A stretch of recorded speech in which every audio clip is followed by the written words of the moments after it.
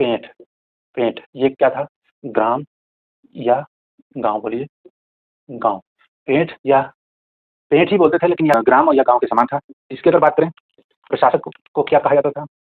प्रशासक, प्रशासक को क्या कहा जाता था? तो इसके प्रशासक ग्रामिक या भोजक कहलाते थे, कहलाते थे।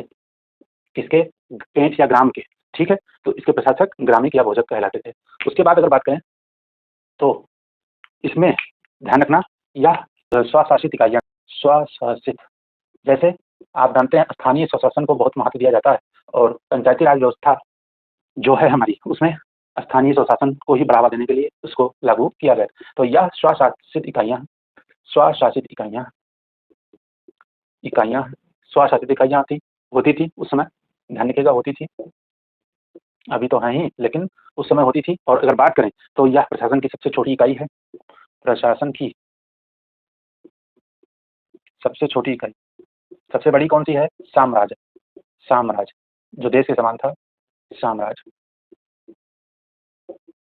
प्रशासन की सबसे छोटी इकाई है। उसके बाद में आपको ध्यान रखना है, ग्राम का जो प्रबंधन किया जाता था वह ग्राम सभाओं द्वारा किया जाता था।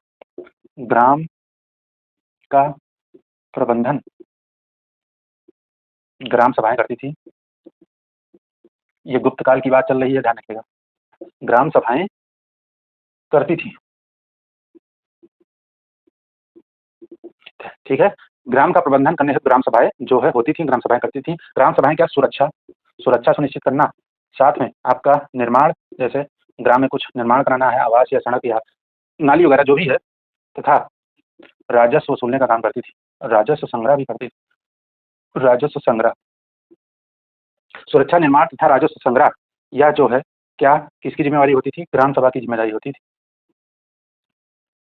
ग्राम सभा की जिम्मेदारी होती थी।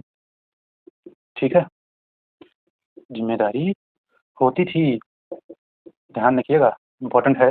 अब अगर बात करें तो इन ग्राम सभाओं को जो है मध्य भारत में, मध्य भारत की बात हो रही है, इन ग्राम सभाओं को, इन ग्राम सभाओं को